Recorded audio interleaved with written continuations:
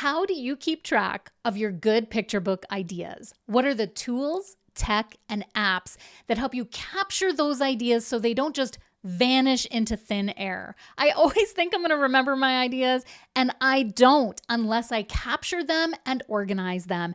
And today I'm going to show you my whole system. I'm going to show you the tech, the apps, and how I curate in Google Drive a list of all my ideas, but I turn them into the top 3 that I can move into my first messy draft.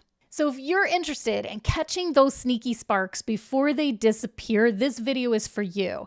Let's go into my system and I'll show you how I catch and curate my ideas. I use the note-taking app on my phone for quick text entries, or I use a voice recorder app to capture my ideas verbally. My note on the phone is named Book Ideas and Order. I don't really know why I named it that. This note is ongoing, continuously growing as I add new ideas.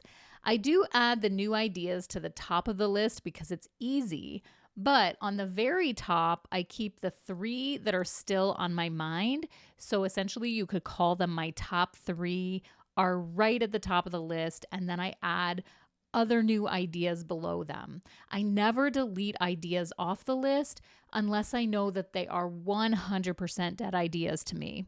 If there's any speck of hope for them to either stay on the list as a storybook for themselves or possibly to integrate into another story, they'll always be on the list. While I prefer digital notes, I also keep a scribble pad or a journal at home to jot ideas down if I can't access my phone.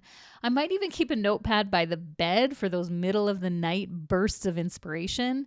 The goal is to transfer any handwritten notes into my digital note later so that everything is found in one place. Every once in a while, I organize and review the ideas that are in my digital notes, but I never, as I said before, I never delete out of the notes. Now, since I typically do my writing on my desktop or laptop, I choose to use Google Drive as my file and document storage so I can access that drive, those files from any device. In my children's book writing file, I have a document where I do idea sorting and refinement.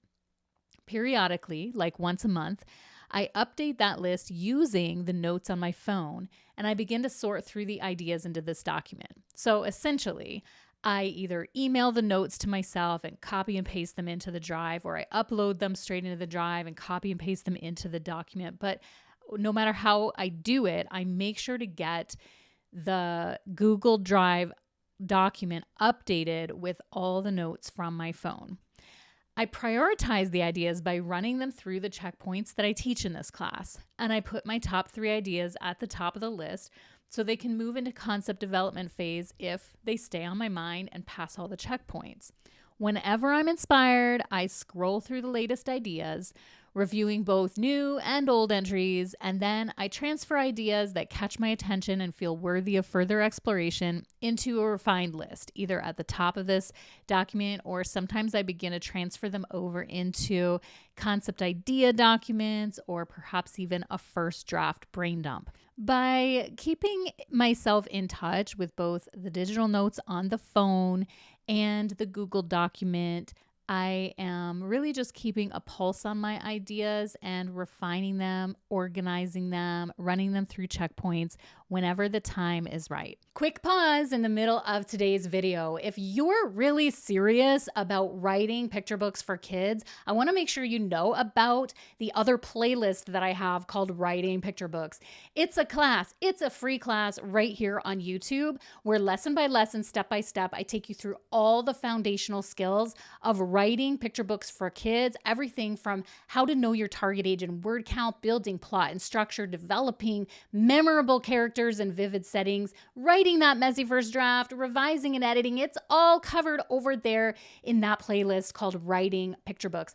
I also have provided links to a downloadable printable resource called Writing Exercises. It's picture book writing exercises. It's a companion book that goes along with every lesson so that you can not just be watching and listening to all of this great educational material, but you can start doing. Doing the work is where you're going to really transform. And that's what I want to hold you accountable to. I want you to start writing, to do the work.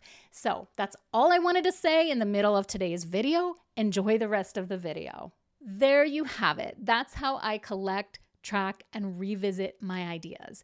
If you've been doubting your ideas, I have a previous video that might actually help validate you and show you how your tiny little sparks of thought through the day are usually the makings of a good idea, which are the makings of a good story.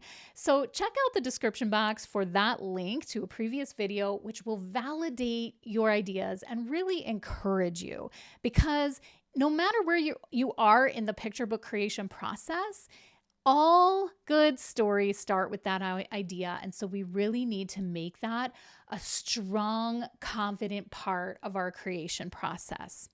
If you've enjoyed this video, if you found it helpful, do all the things. Hit the bell, the like, subscribe, give it a thumbs up, share it with a friend. I really enjoy fostering this picture book creators community, helping you get your ideas out into the world in the form of picture books to make a lasting impact, to leave destiny and legacy. Until next time, picture book creators, keep catching those ideas. Bye for now.